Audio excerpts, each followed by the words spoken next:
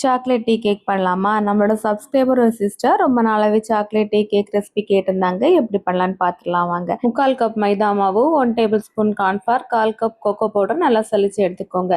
4 எக்கோட எக் ஒயிட்டையும் எக் யோக்கையும் செப்பரேட் பண்ணி எடுத்துக்கோங்க. எக் ஒயிட் கூட 3/4 கப் பவுடர் சுகர் போட்டு நல்லா பீட் பண்ணி எடுத்துக்கோங்க. இனி எக் யோக் கூட 1 teaspoon chocolate essence, 1/2 teaspoon vanilla essence, 1/4 teaspoon milk essence add பண்ணி நல்லா பீட் பண்ணி விட்டுக்கோங்க. அப்புறம் 1/4 கப் சுகர் பவுடர் ஆட் பண்ணி நல்லா பீட் பண்ணி எடுத்துக்கோங்க.